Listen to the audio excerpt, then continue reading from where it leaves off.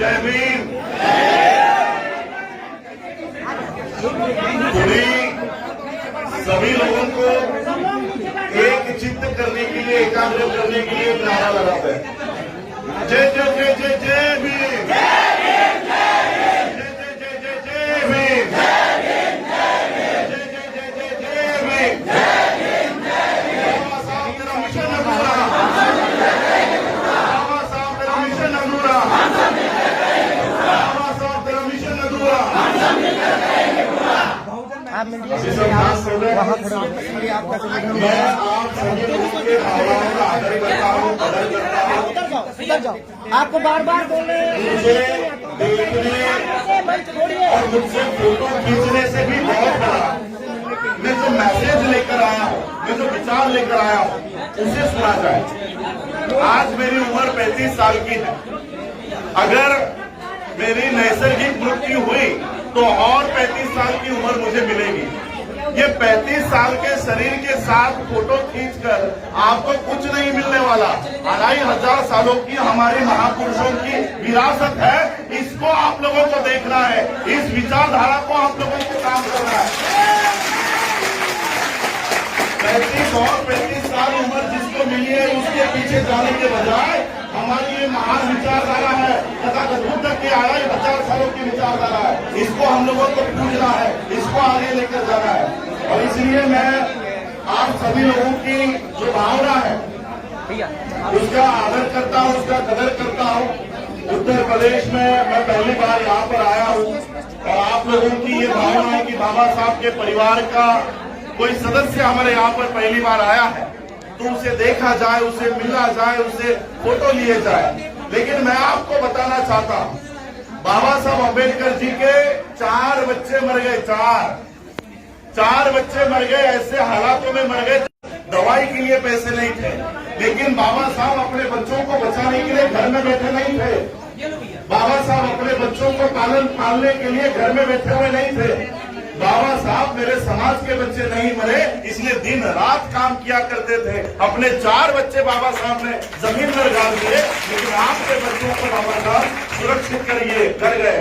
इसलिए मैं आपको बताना चाहता हूँ, आज आप लोगों की भावना है कि बाबा साहब के परिवार के सदस्य को देख रहा है, लेकिन मैं आपको बताना चाहता हूँ कि मैं यहाँ पर जो खड़ा हूँ ये बाबा साहब का परिवार नहीं है।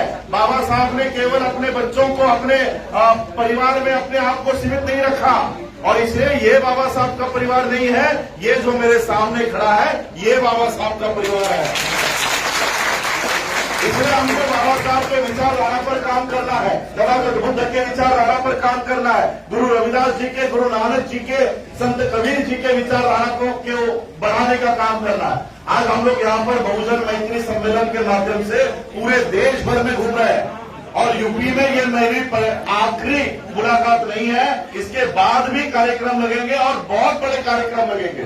आज लॉकडाउन के वजह से हम लोगों की कुछ समस्या है कि हम बड़े बड़े कार्यक्रम नहीं कर पा रहे, लेकिन जितने लोगों को हम बुला रहे हैं, हम लोग तो 50 लोगों को ही बुला रहे थे, लेकिन वहां पर 2-2, 3-3 हजार लोग आ रहे हैं। तो सोचिए लॉकडाउन में अगर ये दृश्य है, लॉकडाउन खुलने के बाद जहां पर हम 5000 को बुलाएंगे वहां पर 5-5 लाख लोग हमारे यहाँ पर आ सकते हैं। इतने बड़े कार्यक्रम हो रहा है और कहीं मैं बोलना चाहूँ, इसलिए मैं आपको अभी से ही एडवांस में ही एक निमंत्रण देना चाहता हूँ, वरना बात करते करते विषय को शुरुआत करने के बाद कहीं मैं ये बोल ना जाऊं। 2025 यानी आज से 4 साल बाद, आज 2021 है, आज से ठीक 4 साल बाद जो विजयादशमी आएगी, अशोका विजयादशमी 2025 की, 5 करोड़ के संख्या में बौद्ध धर्म के दीक्षा का कार्यक्रम होने जा रहा है। उसको आपको अभी से ही आप लोगों को बौद्ध धर्म के दीक्षा का आमंत्रण दे रहा हूं कि जहां कहीं पर भी ये बौद्ध धर्म की दीक्षा होगी, आपको आपके बच्चों के साथ, अपने बड़े बुजुर्गों के साथ वहां पर आना है और 5 करोड़ की संख्या में हम बौद्ध धर्म की शरण में जाएंगे। सभी लोग जो बौद्ध नहीं है वो बौद्ध धर्म की शरण में जाएंगे। तो अब मैं अपने विषय को शुरुआत करता हूं। बहुजन मैत्री सम्मेलन का आयोजन क्यों हुआ? कई सारे लोग हमारे ऊपर ये आरोप लगा रहा है कि इलेक्शंस आए हैं इसलिए राजरत्न अंबेडकर कोई नई पार्टी लेकर आया है क्या? बहुत लोगों में संभ्रम निर्माण हो रहा है कि राजरत्न अंबेडकर कहीं नई पार्टी तो नहीं लेकर आया है। मैं आप लोगों को बताना चाहता हूं कि अगर मैं पॉलिटिकल पार्टी को लेकर आता हूं तो आप मुझे क्या बना सकते हो? मेंबर ऑफ पार्लियामेंट, क्या कहते हो आप लोग, सांसद। अगर चुनाव जीत गया तो मंत्री बन जाऊंगा, और अगर 10-15 साल और काम कर लिया तो प्रधानमंत्री बन जाऊंगा, और अगर कुछ साल काम कर लिया तो राष्ट्रपति बन जाऊंगा। इतना ही है ना? राजनीति में इससे ऊपर पद है? नहीं है। लेकिन मैं आप लोगों को कहना चाहता हूं, मेरे जन्म के साथ ही मेरे नाम के पीछे जो अंबेडकर नाम लगता है, ये राष्ट्रपति पद से कई गुना ऊंचा है, कई गुना बड़ा। इसलिए छोटे मोटे पदों के लिए नहीं है। ये आपके छोटे मोटे पद, प्रधानमंत्री और राष्ट्रपति, आप कभी मेरे यूनाइटेड नेशन के कॉन्फ्रेंसेस में आई है? हमारे देश का राष्ट्रपति, मेरे बाद उसका नंबर आता है, अंबेडकर नाम को पहला प्राधान्य दिया जाता है, उसके बाद राष्ट्रपति का नाम दिया जाता है। तो इतना बड़ा बाबा साहब का नाम मेरे पीछे है, इसलिए मैं ये छोटे मोटे पदों के लिए काम नहीं कर रहा हूं। मैं काम इसलिए कर रहा हूं कि 2500 सालों से हम सबसे ज्यादा संख्या में हम हैं। उत्तर प्रदेश में सबसे ज्यादा संख्या किसकी है? आप लोगों की है। लेकिन राज किसका है? आपकी। हम लोग इन जनरल कहते हैं कि हम लोग 85% है, कहते हैं ना 85% है। लेकिन 85% के ऊपर कितने परसेंट वाले लोग राज कर रहे हैं? अगर उसमें से बनिया हटा दिया जाए, बाकी के लोग क्षत्रिय राजपूत हटा दिए जाए, तो 3.5-4% वाले लोग आपके ऊपर 2500 सालों से राज करते आ रहे हैं। 2500 सालों से राज करते आ रहे हैं। 85% होने के बावजूद आप लोग उनके गुलाम बने हुए हो। क्यों बने हुए? अगर ये 85% एक हो गए तो ये 3.5% के लोग आपके ऊपर राज नहीं कर सकते। सत्ता परिवर्तन का काम जो लोग कर रहे हैं उन्हें करने दीजिए। हम सत्ता परिवर्तन का काम नहीं कर रहे, हम व्यवस्था परिवर्तन का काम कर रहे हैं। वरना सत्ता परिवर्तन की अगर आप बात करना चाहो तो इस वक्त सबसे पावरफुल लोग, सबसे शक्तिशाली वर्ग अगर कोई है तो शेड्यूल कास्ट के लोग हैं, आप हैं। सत्ता के मामले में इस देश में प्रधानमंत्री से ऊपर कौन सा पद होता है? राष्ट्रपति। किन लोगों का है वो? शेड्यूल कास्ट का है, आपका है ना? तो अगर राजनीतिक तौर पर देखा जाए तो सबसे शक्तिशाली वर्ग आप है। क्या आप मानते हो कि सबसे शक्तिशाली वर्ग आप है? मानते हो? इस देश का राष्ट्रपति अनुसूचित जाति का होने के बावजूद क्या अनुसूचित जाति के लोगों पर होने वाले अन्य अत्याचार कम हुए? नहीं हुए। इसका मतलब है कि व्यवस्था परिवर्तन की लड़ाई हमको पहले लड़नी होगी। सत्ता परिवर्तन, व्यवस्था परिवर्तन के बिना अगर होता है तो वो सत्ता परिवर्तन किसी काम का नहीं है। हम देख रहे हैं कि राष्ट्रपति हमारा है लेकिन व्यवस्था परिवर्तन नहीं हुआ, इसलिए उनका गुलाम बना बैठा। इसलिए हमारी लड़ाई बहुत बड़ी है। छोटे मोटे पार्टियों में हमारे जितने भी बहुजनों की हमारी पार्टी है, जितने भी हमारे बहुजनों के नेता है, वो हमारे लिए प्रिय है, वो हमारा ही लोग है। जो काम वो कर रहे हैं वो उन्हें करने दीजिए। हम जो काम कर रहे हैं ये उससे कई गुना बड़ा, कई गुना बड़ा। पॉलिटिकल पार्टी के झंडे आपके स्टेट तक मर्यादित है कि नहीं? आपके स्टेट तक मर्यादित, देश तक मर्यादित। ये जो पीछे ये जो झंडे लगे ना, ये झंडे, मैं यूनाइटेड नेशन के कॉन्फ्रेंसेस में जाता हूं, 125-150 देशों के प्रतिनिधि वहां पर आते हैं। आपके झंडे आपके स्टेट तक मर्यादित है, लेकिन ये अंतर्राष्ट्रीय झंडा है। अंतर्राष्ट्रीय झंडा हम लोग को पता हुआ। देश विदेशों में सबसे अगर किसी स्थान दिया जाता है तो इस फ्लैग को दिया जाता है। और इसलिए हम ये आज व्यवस्था परिवर्तन की लड़ाई के लिए उतरे हैं। और मैं यहां पर, हमारी महिलाएं यहां पर बैठी हूं। इस व्यवस्था परिवर्तन में महिलाओं का साथ हमें ज्यादा चाहिए। अगर महिला हमसे जुड़ जाती है, महिला इस विचारधारा से जुड़ जाती है, तो इस व्यवस्था परिवर्तन की लड़ाई हम कई गुना ज्यादा आगे लेकर जा सकते हैं। और व्यवस्था परिवर्तन की जो हम बात कर रहे हैं, ये कोई कांग्रेस बीजेपी की लड़ाई नहीं चल रही है। कोई पॉलिटिकल पार्टियों की लड़ाई नहीं चल रही है, ये दो विचारधाराओं की लड़ाई इस देश में चल रही है। एक विचारधारा जो तथागत बुद्ध की है, एक विचारधारा जो गुरु रविदास जी की है, गुरु नानक जी की है, संत कबीर जी की है, डॉक्टर बाबा साहब अम्बेडकर जी की है, मान्यवर काशीराम जी की है। ये एक विचारधारा है कि जो समता के ऊपर आधारित है, जो इस देश में समानता चाहती है कि कोई ऊंच नहीं है, कोई नीच नहीं है, हम सब बराबर है। और एक विचारधारा सम्मुख पता है ना आपको, एक विचारधारा कि शूद्रों ने अगर पढ़ाई कर ली तो उनका धर्म भ्रष्ट हो जाता है। ये विचारधारा, ये दो ही विचारधारा इस देश में चल रही है, समता और असमानता। और आप लोग कौन से विचारधारा के लोग हो, समता की कि असमानता की? और इसलिए हम जितने भी लोग, जितने भी धर्म के लोग, जितने भी संगठन समता के विचारधारा पर है, उन सभी लोगों को एक करने के लिए आए, उन सभी लोगों में मैत्री निर्माण करने के लिए आए हैं। हम लोगों में सिर्फ बाबा साहब अम्बेडकर जी के नाम पर पूरे देश भर में 1 लाख से ज्यादा संगठन है। अम्बेडकर नाम के 1 लाख से ज्यादा संगठन देश में है। बुद्ध के नाम पे अलग है, गुरु रविदास जी के नाम पर अलग है। हम लोग 85% होने के बावजूद 3.5% वाले लोग हमारे ऊपर राज क्यों कर रहे हैं? क्योंकि हम बिखरे हुए हैं, जाति जाति में बिखरे हुए हैं, धर्मों में बिखरे हुए हैं, अब तो संगठनों में बिखरने लग गए। एक संगठन का व्यक्ति दूसरे संगठन को देखना नहीं चाहता, उसको जय भीम नहीं बोलता। हमारी लड़ाई कांग्रेस बीजेपी आरएसएस से है, लेकिन हम इधर एक दूसरे के ही दुश्मन बने बैठे हैं। और इसलिए इन सभी लोगों में मैत्री निर्माण करने के लिए हम घूम रहे हैं। बंते जी ने जो यहाँ पर सारी योजना बनाई है, ये ऐसे सभी लोगों के साथ, सभी जातियों के साथ, सभी धर्म के साथ जो समता को मानती है, उन सभी लोगों को इकट्ठा लाने का, 85% लोगों को इकट्ठा लाने का हम काम कर रहे हैं। बाबा साहब अम्बेडकर जी ने एक बात कही थी, बाबा साहब अम्बेडकर जी की ऐसी सभा चल रही थी, सभी लोग नेता वहां पर बाबा साहब के बगल में बैठे हुए थे, शेड्यूल कास्ट के थे, आदिवासी समाज के थे, ओबीसी थे, मुस्लिम थे, सभी थे। तो बाबा साहब ने अपने स्पीच में कहा, और उनके साथ एक ब्राह्मण भी बैठा हुआ था, बाबा साहब के साथ ब्राह्मण भी बाबा साहब के साथ थे। तो बाबा साहब ने जनता को उद्देश्य करके कहा, जनता को कहा कि इस तरह जिस तरह स्टेज पर बैठे हुए हैं एससी, एसटी, ओबीसी और माइनॉरिटी के लोग अगर एक हो जाए तो ये जो ब्राह्मण बैठा है ना यहाँ पर, ये ब्राह्मण आपके जूतों के फीतों को खोलने में गर्व महसूस करेगा। बाबा साहब अम्बेडकर जी ने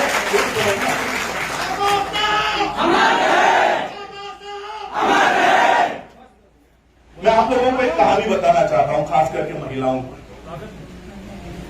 आप बाबा साहब को मानते हो, तथागत बुद्ध को मानते हो, गुरु रविदास जी को मानते हो, कोई मान नहीं रहा है, किसको किया जाए?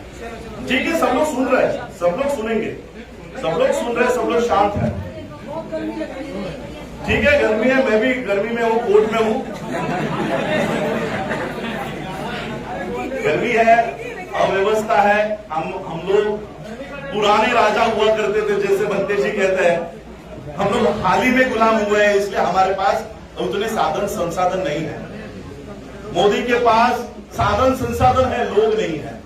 100-200 रुपए लेकर बुलाते हैं, वो सुनते भी नहीं है, पूर्ण निकल जाते हैं। हमारे पास लोग है, साधन संसाधन नहीं है, और इसलिए थोड़ी दिक्कतें होंगी। और हम लोग बारिश की वजह से इनऑल काम कर रहे हैं, लॉकडाउन की वजह से इनऑल काम कर रहे हैं, काफी दुविधाएं हैं हम लोगों के सामने भी।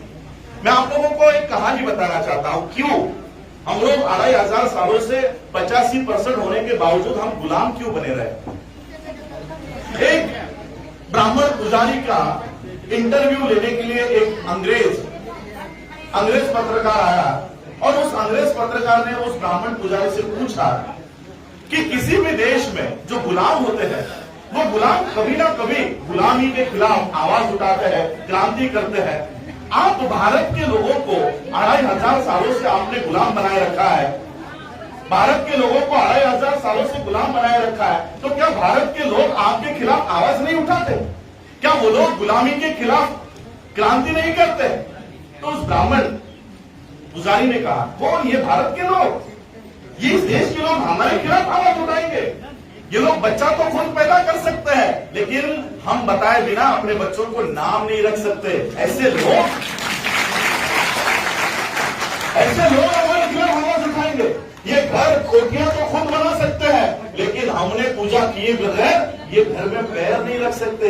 ये लोग क्या हमारे खिलाफ आवाज उठाएंगे?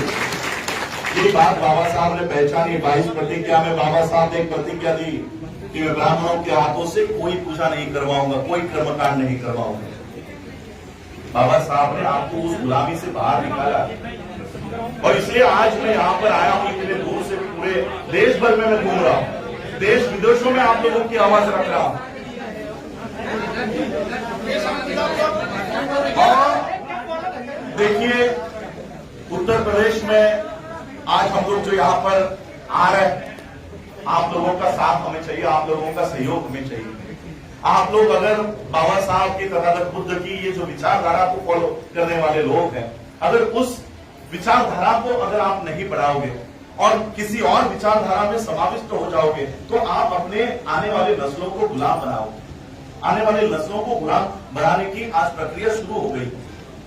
जो बातें तथागत बुद्ध ने बताई थी, जो बातें गुरु नानक जी ने कही, जो बातें गुरु रविदास जी ने कही, जो हमारे महापुरुष है, जो हमारे संत है, इन सभी लोगों की जो दो है, जो इनकी बातें हैं, बाबा साहब अम्बेडकर जी ने इन्हीं की बातों को संविधान में अंकित कर दिया। संविधान दूसरा तीसरा कुछ नहीं है, संविधान आपके महापुरुषों का आंदोलन है। और इसलिए ये वर्ग जो आज इस देश में सत्तारूढ़ हो गया है, जो इस देश में सत्ता में आ गया है, वो संविधान को हटाना चाहता है, संविधान से नफरत करता है। इस देश में संविधान को दिन दहाड़े संसद के सामने जलाया गया, लेकिन आज तक क्या इस देश के प्रधानमंत्री ने उसकी कभी निंदा की है? कभी की? वो गौतम गंभीर की एक उंगली को चोट लग गई थी तो प्रधानमंत्री ट्वीट करके उसकी स्वास्थ्य की दुआई देता है, लेकिन वही प्रधानमंत्री जिस संविधान के बदौलत प्रधानमंत्री बना, वो चलने पर एक अक्षर नहीं लिखता। क्यों नफरत करते हैं ये लोग? ऐसा क्या है इस संविधान में कि इतने बहुमत में आए हुए लोग इसको हटाना चाहते हैं? लॉकडाउन में हम सभी लोग घर में कैद थे, सभी लोग घर में कैद थे, सारा देश ठप पड़ा हुआ था, सारी यंत्रणाएं बंद थी। इस देश का संसद रात के 2 बजे तक काम कर रहा था। रात के 2 बजे तक काम करके इन्होंने क्या किया? किसानों के जमीनों को अडानी अंबानी के हवाले कर दिया। हमारी नौकरियां, जहां पर हमारी एयर इंडिया, रेलवे, बैंक में हमारे लोग काम करते थे, उसको बेच दिया। इंडियन ऑयल, बीपीसीएल, जहां पर हमारे लोग रिजर्वेशन का बेनिफिट लेकर बड़े बड़े पदों पर गए, अपने परिवारों को उन्होंने अच्छी व्यवस्था में लाया, ऐसे सारे यंत्रणाओं को इन्होंने इन 2 महीनों में बंद कर दिया, खत्म कर दिया। हमारे सामने बहुत बड़ा सवाल है कि इन 2 सालों में क्या संविधान रहेगा या नहीं रहेगा? रोज एक आप लोगों को लगता है ये कानून बना रहे हैं, किसानों का बिल बना दिया, न्यू एजुकेशन पॉलिसी बना दी, प्राइवेटाइजेशन का बिल बना दिया, बैंक को बेच दिया। आपको लगता होगा ये सारे कानून बना रहे हैं, ये कानून नहीं बना रहे हैं। ये रोज एक आर्टिकल जो संविधान में लिखा है उसे खत्म कर रहे हैं, नए नए आर्टिकल्स बनाकर बाबा साहब के दिए हुए संविधान को खत्म कर रहे हैं। क्यों? ऐसा क्या लिख कर गए हैं बाबा साहब कि इन लोगों को उससे दिक्कत होती है? संविधान लागू होने से पहले हम लोग कौन से कानून में जी रहे थे? मनुस्मृति में। हमारे दादा परदादा खुद बाबा साहब मनुस्मृति के कानून में, बचपन में मनुस्मृति के कानून के तहत ही बाबा साहब जी रहे थे। इसलिए मैं किसी सामान्य व्यक्ति की कहानी नहीं बताऊंगा, किसी सामान्य व्यक्ति के ऊपर क्या गुजरा मनुस्मृति के कानून में ये नहीं बताऊंगा। खुद बाबा साहब के ऊपर मनुस्मृति के कानून में क्या बीती ये आप लोगों को बताना चाहूंगा, क्योंकि आप लोग बहुत भूल चुके हो। इसलिए हम लोग संविधान क्या है ये नहीं जानते, संविधान ने हमको क्या अधिकार दिया है ये हम नहीं जान रहे। इसलिए हमको कंपैरेटिव एनालिसिस करना होगा, तुलना करनी होगी कि मनुस्मृति के कानून में हमारे साथ क्या होता था और संविधान के कानून में क्या हो रहा है। ये अगर हम तुलना नहीं कर पाए तो हम संविधान को बचाने के लिए कभी आगे नहीं आ पाएंगे। मनुस्मृति के कानून में जब बाबा साहब शिक्षा प्राप्त कर रहे थे और जब बाबा साहब 8वीं तक पहुंच गए, बाबा साहब के पिताजी मिलिट्री में थे, आप सभी लोगों को पता है। और बाबा साहब के पिताजी की पोस्टिंग अलग अलग गांवों में होती रहती थी। तो बाबा साहब के पिताजी को लगा कि बहुत महीने हो चुके हैं, मैंने अपने बच्चों को नहीं देखा, तो क्यों ना स्कूल की छुट्टियां अब लग गई है, तो क्यों ना बाबा साहब को बुलाया जाए, मेरे बेटे को बुलाया जाए, बाकी बच्चों को बुलाया जाए। इसलिए बाबा साहब के पिताजी ने खत लिखा और सभी बच्चों को बाबा साहब के पिताजी जहां रुके थे वहां बुला लिया। बाबा साहब के पिताजी ने खत में लिखा कि आप लोग जिस ट्रेन से आने वाले हो और कौन से तारीख को आने वाले हो, वो टेलीग्राम करके मुझे पहले बता देना, ताकि मैं किसी को भेजकर आपको बुला दूं। अब बाबा साहब ने टेलीग्राम लिखा कि हम इस तारीख को आएंगे, ये ट्रेन पकड़ कर आएंगे, आप हमें लेने के लिए किसी को भेज देना। अब ये टेलीग्राम बाबा साहब के पिताजी को मिलाएंगे। बच्चे यहां से निकल गए। बाबा साहब के बड़े भाई, बाबा साहब के बहनों के बच्चे सभी ट्रेन में बैठकर निकल गए और जिस स्टेशन के लिए कहा गया था उस स्टेशन पे बाबा साहब उतरे। ट्रेन चली गई, सभी लोग चले गए और बाबा साहब अपने पिताजी की राह देख रहे थे कि कोई ना कोई अभी हमें लेने के लिए आएगा। लेकिन सब लोग चले जाने के बाद कोई आया नहीं। स्टेशन मास्टर ने देखा कि ये तो अच्छे घर के बच्चे लग रहे हैं, कपड़े अच्छे पहने हुए हैं, तो स्टेशन मास्टर बच्चों के पास आया, बाबा साहब से पूछा कि कहाँ जाना है। तो बाबा साहब ने खत दिखाया, कहा हमें यहाँ जाना है, मेरे पिताजी मिलिट्री में बड़े अफसर है, उन्होंने हमें बुलाया, शायद हमारा टेलीग्राम उनको नहीं मिला, इसलिए वो हमें लेने के लिए नहीं आए। तो उस स्टेशन मास्टर ने बगल में जो बैलगाड़ी वाला खड़ा था उसे बुलाया और कहा कि देखो ये बड़े अफसर के बच्चे हैं, इन्हें अपने पिता के यहाँ छोड़कर आओ। और फिर वो बैलगाड़ी वाले ने सभी बच्चों को बैलगाड़ी में बिठाया और वो बैलगाड़ी बाबा साहब के पिताजी जहाँ ठहरे हुए थे, जहाँ उनका हेडक्वार्टर था, वहां के लिए निकल पड़ी। अब ये बैलगाड़ी वाला बाबा साहब से और बच्चों से चर्चा करने लग गया, बात करने लग गया कि कौन से गांव से हो, नाम क्या है और तुम्हारी जाति क्या है। और जैसे ही जाति का पता चला, उस बैलगाड़ी वाले ने बैलगाड़ी रोकी और सभी बच्चों को गालियां देकर नीचे उतार दिया कि कहा तुम तो अछूत हो, अछूतों के बच्चे मेरे बैलगाड़ी में कैसे बैठ गए। सबको गालियां देकर नीचे उतार दिया। बाबा साहब ने कहा ये ज्यादा पैसे ले लो, लेकिन हमें हमारे पिताजी के यहाँ छोड़ दो। ज्यादा पैसे को लालच में बैलगाड़ी वाले ने कहा ठीक है, लेकिन तुम लोग अछूत हो, इसलिए मेरे बैलगाड़ी में नहीं बैठ सकते, मेरे बैलगाड़ी के पीछे पीछे चलते चलते आओ। अब बाबा साहब को अपने पिताजी के पास जाना था, तो सभी बच्चे बैलगाड़ी के पीछे पीछे चलते चलते शुरू हो गए। कई किलोमीटर बीतने के बाद बाबा साहब को प्यास लग गई। बाबा साहब ने कहा कि आपके पास जो पानी है वो मुझे दो, आपके पास जो पानी है वो मुझे दो। बैलगाड़ी वाले ने कहा तुम लोग अछूत हो, इससे मैं अपना पानी तुम्हें नहीं पिला सकता, आगे अगर कोई नदी आती है, कोई तालाब आता है, तो वहां पर मैं गाड़ी रोक लूंगा, तुम लोग पानी पीकर आ जाना। बहुत देर बीतने के बाद उस बैलगाड़ी वाले को कुछ पानी दिखा, उसने बैलगाड़ी रोकी, सभी बच्चों को कहा कि जाओ वहां पर पानी है, पानी पियो। सभी बच्चे दौड़ते हुए उस तालाब के पास गए और उन्होंने देखा ये तो सूखा कीचड़ है, इसमें तो पानी है ही नहीं। बाबा साहब को प्यास लगी थी, बच्चों को प्यास लगी थी। बाबा साहब ने वो कीचड़ हटाया और जो गंदा पानी था वो झुक कर बाबा साहब ने वो पानी पिया। सभी बच्चों ने पानी पिया, सारा बदन मैला हो गया, मुंह मैला हो गया। और फिर बाबा साहब अपने पिता के पास पहुंचे। बाबा साहब के पिताजी ने देखा कि मेरे बच्चों की हालत क्या हो गई, सारे कपड़े गंदे हो गए, मुंह गंदा हो गया है। बाबा साहब के पिताजी को पता चल गया कि इनके साथ क्या बीता होगा, इनके साथ क्या हुआ होगा। बाबा साहब दौड़ते हुए अपने पिताजी के पास चले गए, अपने पिता को गले लगाया और रोते रोते अपने पिताजी से कहा कि पिताजी हमारे साथ ऐसा क्यों हुआ, हमारे साथ ऐसा क्यों किया जाता है, हमें गाड़ी में बैलगाड़ी में बैठने का अधिकार क्यों नहीं है, हमें पानी पीने का अधिकार क्यों नहीं है। अब पिता के पास कोई जवाब नहीं था। पिता ने कहा कि यही व्यवस्था तुम्हें बदलनी, यही व्यवस्था आगे चलकर तुम्हें बदलनी। और उसी बच्चे ने इस देश का संविधान लिखा और ऐसी व्यवस्था कायम कर दी कि जो मनुस्मृति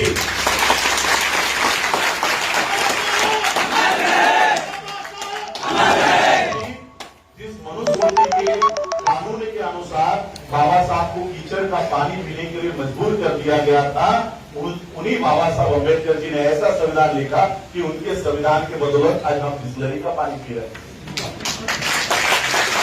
इस मनुस्मृति के कानून के अनुसार बाबा साहब को बैलगाड़ी में भी बैठने नहीं दिया गया था।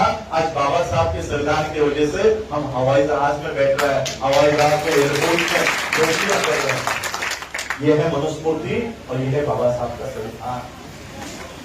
और इसलिए इस 2500 साल के मनुस्मृति को 70 साल के संविधान से तकलीफ हो रही है कि जो व्यवस्था हमने कायम की थी बाबा साहब ने वो पूरी व्यवस्था उलट दी। इसलिए ये जो लोग आज सत्ता में है वो संविधान से नफरत करते हैं और अपने मनुस्मृति को फिर से लागू करना चाहते हैं। देखो इसलिए आ गया, ये बाबा साहब की देन, ये बाबा साहब की देन है, बाबा साहब के संविधान की देन है। वरना आज भी ये हमको गुलाम बनाकर रखना चाहते हैं, हमारी सारी नौकरियां बंद कर रहे हैं, उन्हें पता है। देखिए आप लोगों ने इस सरकार की एक योजना सुनी होगी, स्वच्छता अभियान सुना है आप लोगों ने? स्वच्छता अभियान क्या है ये अभियान पता है आपको? ये कोई रास्तों पर का कूड़ा कचरा हटाने का कार्यक्रम नहीं है।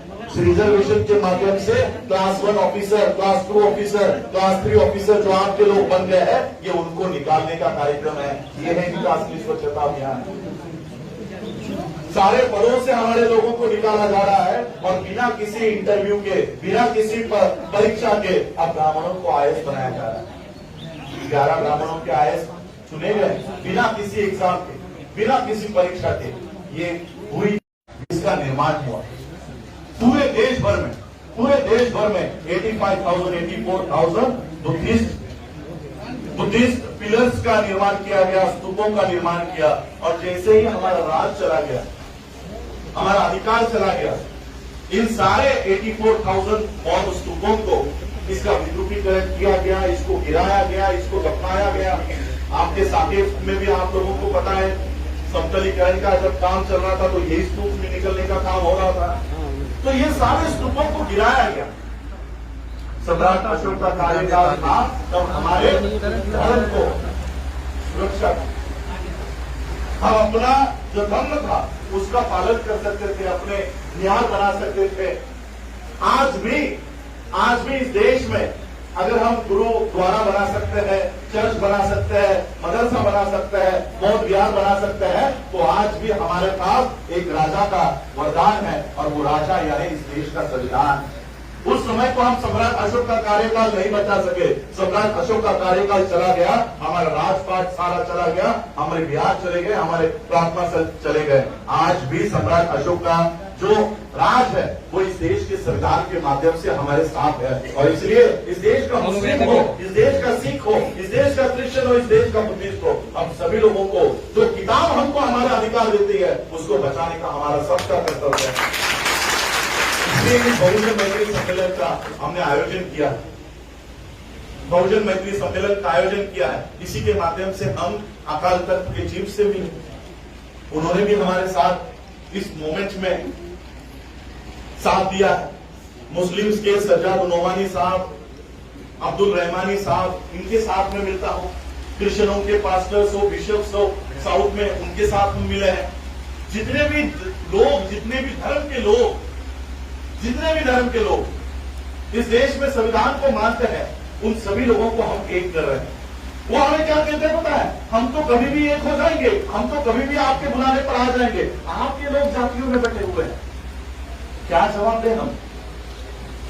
आपके लोग एक नहीं है, आपके लोगों ने अलग अलग संगठनाएं बना रखी है। एक संगठन दूसरे संगठन को देखना नहीं चाहता, एक पार्टी दूसरे पार्टी को देखना नहीं चाहती। और इसलिए हमने ये कार्यक्रम निर्माण किया कि एससी, एसटी, ओबीसी के लोगों में जाएंगे। जितने भी संगठना है अपने संगठना वैसे ही रखिए।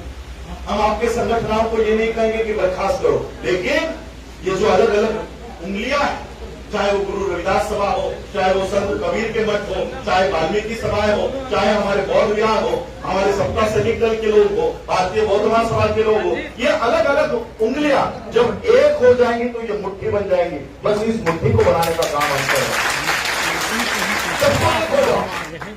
और एक होकर अपने हक और अधिकार की लड़ाई हमको लड़नी है। और इस देश में सुरक्षा प्रदान करने का काम, सुरक्षा लाने का काम इंटरनेशनल माध्यम से मैं खुद कर रहा हूँ। आप लोगों को लगता होगा मैं किसी पार्टी को लॉन्च करने वाला हूँ या किसी पॉलिटिकल इंटेंशन से घूम रहा हूँ, लेकिन मैं आप लोगों को बताना चाहता हूँ रॉयल फेलोशिप ऑफ बुद्धिस्ट जो 128 देशों का संगठन है, मैं उसकी स्टैंडिंग कमेटी का सेक्रेटरी हूँ। इससे क्या आप लोग मुझे कर देना चाहोगे? 128 देशों का नेतृत्व करता हूँ।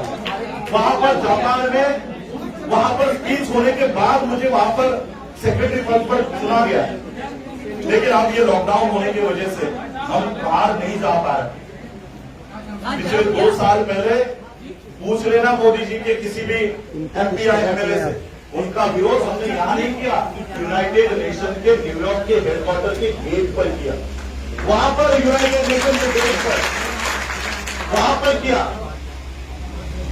तो USCIRF में हम लोगों ने वहां पर अपनी पिटीशन दायर की। यूनाइटेड नेशन में EVM के खिलाफ पिटीशन दायर की। इतना काम हम इंटरनेशनल माध्यम से कर रहे हैं, और इसलिए बाबा साहब ने हमें नेशनल नहीं इंटरनेशनल प्लेटफॉर्म दिया है। इसका कभी इस्तेमाल करो, इसका कभी तो इस्तेमाल करो।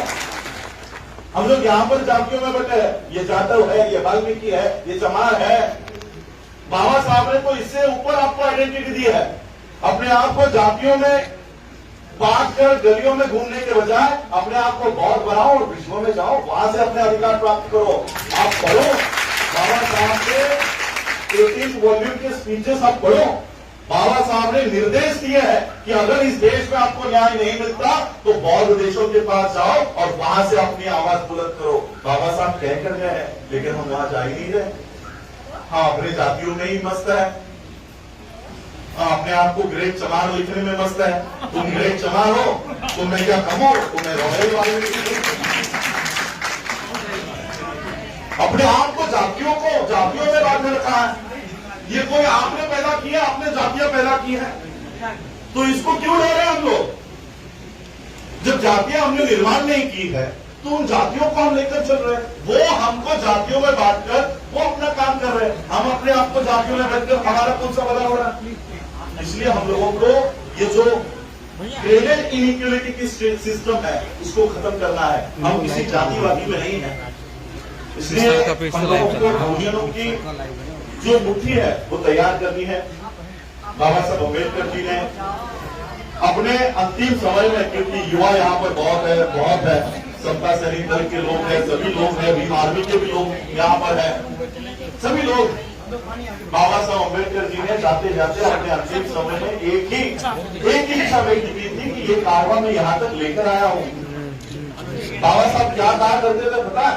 बाबा साहब के साथ बैरिस्टर्स थे, बाबा साहब के कार्यकर्ता, बाबा साहब के पदाधिकारी बैरिस्टर लोग थे, डॉक्टर थे, इंजीनियर थे, बड़े बड़े पदों पर काम करने वाले लोग थे। लेकिन फिर भी बाबा साहब क्या कहते थे पता है? मैं दूर दूर तक देखता हूं तो मुझे मेरा कारवां लेकर जाने वाले लोग दिखाई नहीं देते। इस देश का युवा जिनको मेरे वजह से, मेरे आंदोलन की वजह से नौकरियां लग गई, शिक्षा प्राप्त करने का अधिकार मिल गया, वो अपने बीवी बच्चों में खुश है। मेरा आंदोलन चलाने के लिए आगे नहीं आ रहा, मेरा आंदोलन चलाने के लिए आगे नहीं आ रहा। क्या कहकर गए पता है आपके उत्तर प्रदेश में? बाबा साहब 18 मार्च 1956 को बाबा साहब हमको एक उपाधि देकर गए। क्या उपाधि दी पता है? कि ये जो लोग हैं कि मेरे आंदोलन की वजह से ये पढ़ लिख गए, ये धोखेबाज है, ये मेरा काम नहीं कर रहे, ये धोखेबाज है। और इसलिए हम लोगों को उस उपाधि में से बाहर निकलना है। हमको बाबा साहब के आंदोलन के लिए तैयार होना है, बाबा साहब के संविधान को बचाने के मूवमेंट को आगे लेकर जाना है, बाबा साहब के धम्म के मूवमेंट को आगे लेकर जाना है। और इसलिए हम पूरे देश भर में बहुजनों को इकट्ठा लाने का काम कर रहे हैं। मैं आप लोगों से यही उम्मीद करूंगा, यही आशा करूंगा कि हम सभी लोग एक हो जाए और एक होकर अपने हक और अधिकार की लड़ाई हम सब लोग लड़े। इसलिए हम लोग यहाँ पर आए। पूरे उत्तर प्रदेश में 5 तारीख तक 4 तारीख तक दिन में 2 बड़े बड़े कार्यक्रम और कई सारी मीटिंग चल रही। दरअसल सुबह हम जब निकल जाते हैं तो लोगों को पता है कि आज ये कहाँ जाने वाले हैं। रास्तों के ऊपर हाईवे पर आकर सभी लोग बैठे हुए हैं और फिर गाड़ियां रोक रोक कर वो हमारा स्वागत कर रहे हैं। इसलिए हमको 2-2 घंटा लेट हो रहा है। अब खाना खाने के लिए जिनके घर गए थे आपने दृश्य देखा, 10 मिनट का काम है खाना खाने का, वहां पर 1 घंटा लग जाता है। लोग इतने वहां पर आ रहे हैं, तो बहुत अच्छी यहाँ पर हम लोगों को रिस्पॉन्स मिल रहा है। और मैं आपको बताना चाहता हूँ, मैं आप लोग इतना फूल पहना रहे हो, माला पहना रहे हो, ठीक है, आप लोगों के भावनाओं का मैं कदर करता हूँ। ये एक बात पे ही कदर करता हूँ कि आप जो मेरा स्वागत कर रहे हो, ये मेरा स्वागत नहीं है, ये बाबा साहब का जो खून मेरे शरीर में दौड़ रहा है, ये उसका स्वागत है।